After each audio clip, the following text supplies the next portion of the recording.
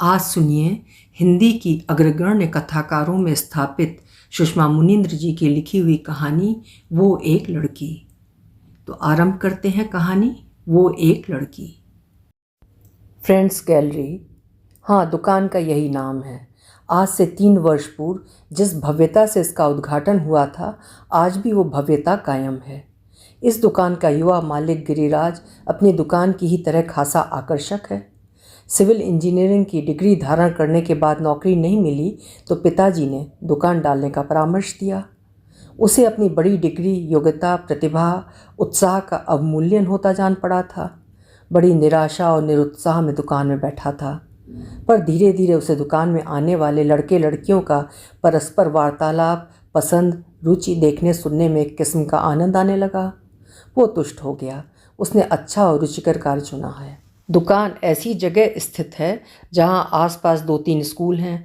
अन्य स्कूलों के मार्ग भी यहीं से होकर जाते हैं। दुकान में स्कूली लड़के लड़कियों का मजमा लगा रहता है। दुकान में सामग्री इन युवाओं की आवश्यकता और रुझान को ध्यान में रखकर रखी गई है। पाश्चात्य संस्कृति का प्रभाव पूर्वी देशों में खूब दिखने लगा है। विशेषतः ग्रीटिंग कार्ड का आदान प्रदान आम और औपचारिक बात हो गई है।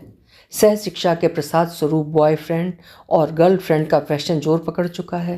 वैलेंटाइन डे की अहमियत स्वीकार की जाने लगी है। ये शहर छोटा है, पर पाश्चात्य संस्कृति के आयातित बीज यहाँ भी अंकुरित हो चुके हैं। महानगरीय रीति नीति को दूरदर्शन ने छोटे शहरों, गांवों, कस्बों में सहजता और सफलतापूर्वक पहुंचा दिया है। और युवाओं की रुचि, रुझान, आवश्यकताओं को देखते हुए इस दुकान में आकर्षक gift item, greeting cards, friendship band मुख्य रूप से उपलब्ध हैं। दुकान का सदर द्वार और दीवार मोटे शीशे की हैं।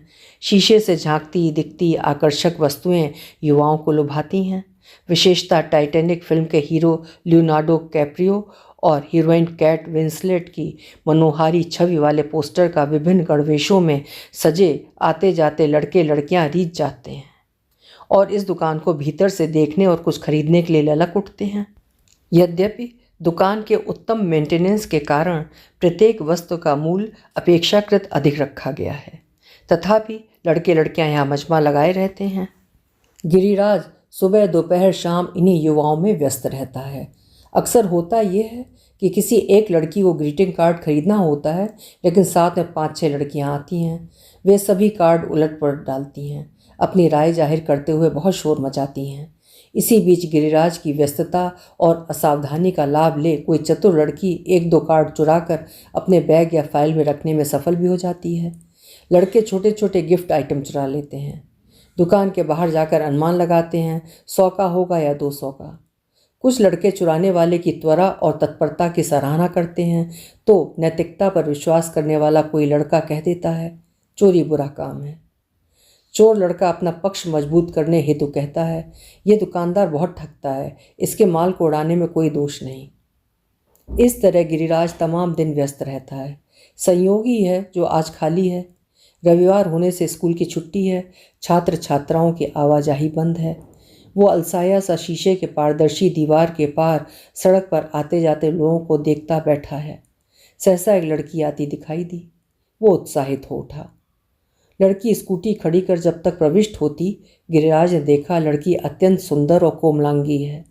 ब्लैक जीन्स, फूलों वाली टॉप, सिर में क्रिकेट कैप, पोनी में बंधे हुए केश, मध्यम ऊंचाई को कुछ और ऊंचा दर्शाती ऊंची एड़ी की सैंडल।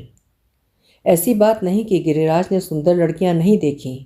आजकल की लड़कियां सुंदर, आकर्षक या स्मार्ट कुछ ना कुछ तो होती ही हैं, पर यह लड़की अपने में खोई हुई खामोश किस्म की होने के कारण गिरिराज को अन्य लड़कियों से कुछ भिन्न लगी। गिरिराज ने प्रश्नवाचक दृष्टि से लड़की को ताका। लड़की बोली, कार्ड्स, बर्थडे कार्ड्स दिखाइएगा। गिरिराज ने 2-1 बातें एक साथ महसूस की। लड़की का स्वर मृदु है और उसके वस्त्रों में किसी महंगे परफ्यूम की सुवास विकीर्ण हो रही है। लड़की की जादुई उपस्थिति से वो मानो बोलना भूल गया अथवा बोलने की आवश्यकता नहीं समझी। जिस ओर बर्थडे कार्ड्स रखे थे उस ओर तर्जनी से संकेत कर दिया। काउंटर के बाईं ओर की दीवार के शेल्फों में कार्ड्स निहायत खूबसूरती से सजाए गए हैं। नव वर्ष, दीपावली, ईद, क्रिसमस, जन्मदिवस के कार्ड, सुविधा के लिए अलग अलग शेल्फों पर है। लड़की बर्थडे कार्ड्स की शेल्फ के निकट जाकर खड़ी हो गई। कुछ क्षण ठिठकी हुई खड़ी देखती रही, जैसे सोच रही हो कि कहाँ से आरंभ करे। फिर उसने एक साथ कई कार्ड्स निकाले और देखने लगी। गिरिराज लड़की की प्रत्येक चेष्टा को बरबस लक्ष्य करने लगा।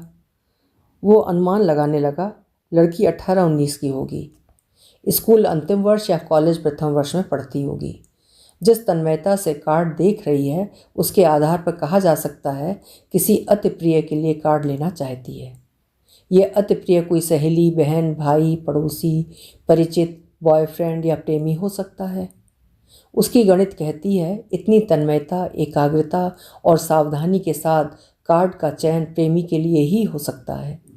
किसी अन्य के लिए होता तो अब तक कोई एक कार्ड ले लेती, क्योंकि यहाँ जो भी कार्ड हैं सुंदर और उत्कृष्ट हैं। सभी का मैटर बहुत अच्छा, आत्मीय और हृदयस्पर्शी है। गिरिराज एक क्षण को संकोच से घिर गया।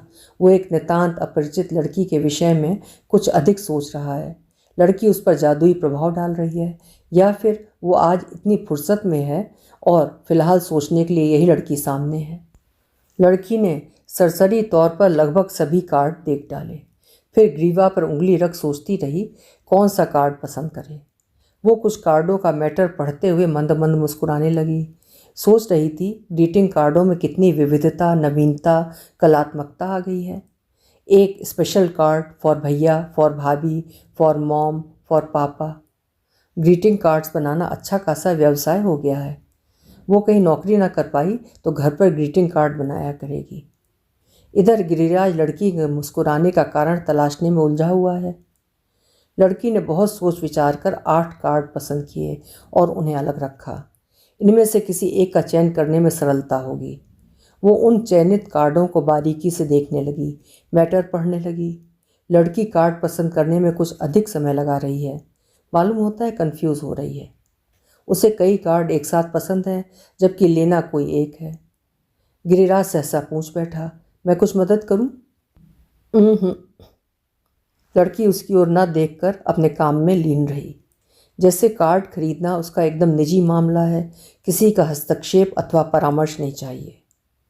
लड़की के मुख पर आते जाते भावों को देख गिरिराज गंभीरता से सोचने लगा, कौन है ये भाग्यशाली जिसके लिए यह अत्यंत सुंदर लड़की इतनी सतर्कता और जिम्मेदारी से कार्ड पसंद कर रही है।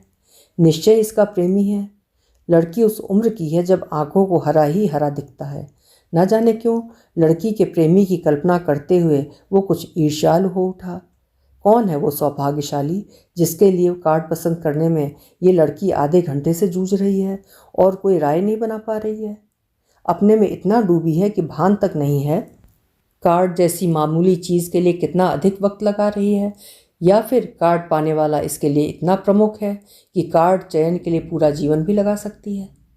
वो समझ नहीं पा रहा लड़की आखिर चाहती क्या है।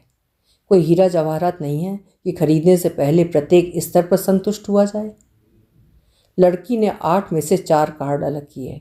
इन 4 कार्डों में से उसे एक कार्ड पसंद करना है।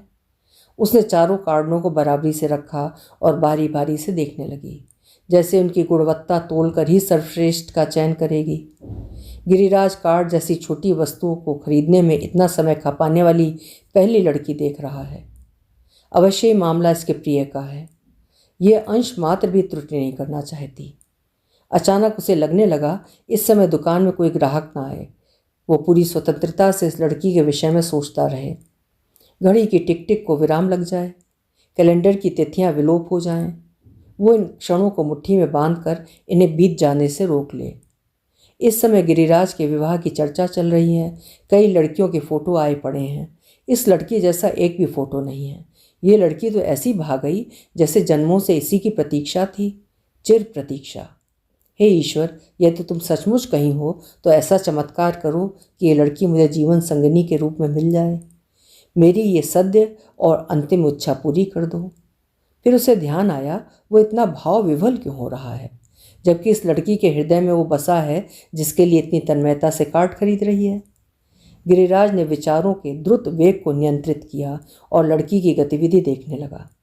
लड़की के सामने 2 कार्ड रह गए हैं। एक उसने दाहिने हाथ में पकड़ रखा है, दूसरे बाएं हाथ में।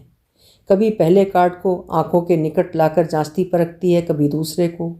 उसके लिए अंतिम चयन उलझन भरा है। लड़की की भाव भंगिमा से स्पष्ट है, सुधियों में पूरी तौर पर डूबी है। लड़की का इस तरह बाहरी वातावरण से अस्पृश्य अपने में डूबे रहना गिरिराज को अधीर कर रहा है।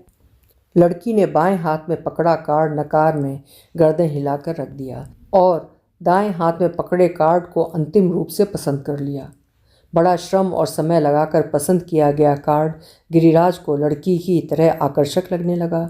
उस सौभाग्यशाली का नाम जानने के लिए वो सहज उत्सुक है। लड़की कई कोणों से कार्ड को देखती हुई गिरिराज के निकट आ खड़ी हुई। इतने सारे कार्ड्स हैं और इतने खूबसूरत हैं, मैं कंफ्यूज हूँ। बहुत अच्छा कलेक्शन है। ग्रेट। लड़की कार्ड पर दृष्टि जमाए हुए है, जैसे कार्ड से ही कह रही है, हम बेहतर चीज़ें ही रखते हैं, इसीलिए जो एक बार आता है वो बार बार आता है। गिरिराज ने गुणवत्ता बताने के साथ ये आग्रह भी कर डाला कि भविष्य में वो कार्ड लेने यहीं आए।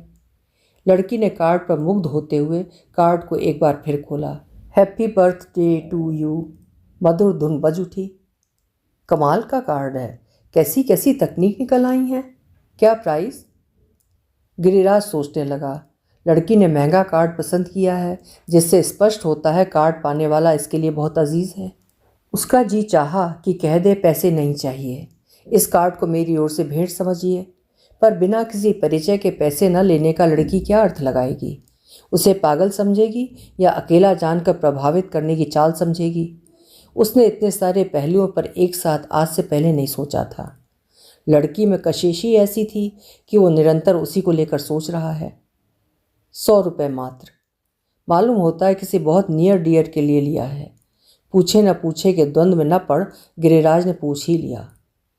आशंकित हुआ मूल्य सुनकर लड़की मलिन न पड़ जाए, पर लड़की पूर्वत मुस्कुराती रही। जीन्स की जेब से 100 का नोट निकालते हुए बोली, हाँ तभी तो इतनी मुश्किल से ये कार्ड छांट पाई हूँ। ये फौजी बड़े चूजी होते हैं। ओह, तो वह भाग्यशाली एक फौजी है। कहीं दूर पदस्थ उस अनदेखे फौजी को लेकर गिरिराज अजीब तरह से संकुचित हो उठा। इस लड़की से उस फौजी की भेंट पता नहीं कब, कैसे और कहाँ हुई होगी। फौजी की घोषणा किए जाने के साथ वो निराश हो गया। स्वयं को पराजित अनुभव करने लगा। शिथिल भाव से 100 रुपये ड्रॉर में रखे लड़की आग्रह करने लगी, अच्छा सा स्केच पेन देंगे? पता लिख लूँ, पोस्ट करती हुई घर निकल जाऊंगी, बार बार आना नहीं होता। श्योर? गिरिराज ने बैंगनी रंग का स्केच पेन लड़की को थमा दिया। लड़की बड़े मनोयोग से लिखने लगी, unforgettable person of my life, one and only भैया। गिरिराज न चाहते हुए भी चोर दृष्टि से लड़की को लिखते देख रहा था। तो वो सौभाग्यशाली फौजी जिसके लिए इस लड़की ने इतनी लगन, तन्मयता, श्रम के साथ कार्ड खरीदा है और जिसको लेकर वो इस तरह संकीर्ण हो उठा है, इसका भाई है। गिरिराज को एकाएक लगने लगा वो एक सदी से किसी कारागार में कैद था, अचानक मुक्त कर दिया गया है। उसके भीतर जो गहरा तनाव था एकाएक छट गया है, जैसे उसे कोई चिर इच्छित फल मिल गया हो। वो ऐसा ही कुछ चाहता था कि क्या चाहता था उसे ठीक ठीक नहीं मालूम। अब उसे स्वयं पर तनिक अचरज भी हो रहा है। जिस लड़की के विषय में कुछ नहीं जानता उसको लेकर इतना व्याकुल और चिंताकुल क्यों हो रहा है। बहरहाल वो प्रसन्नता अनुभव करने लगा और उसी प्रसन्नता के अतिरेक में उसके मुंह से निकल गया, आपके भाई का जन्मदिन है? हाँ, 14 मार्च को। मेरा कार्ड समय पर नहीं पहुंचेगा तो वो बहुत बुरा मानेगा। बहुत अच्छा और बहुत चूजी है मेरा भाई। लड़की के चेहरे के भाव दर्शा रहे थे भाई के प्रसंग से वो अत्यंत उत्साहित हो उठी है। उसके विषय में बहुत बताना चाहती है, पर परिचय न होने से संकोच कर रही है।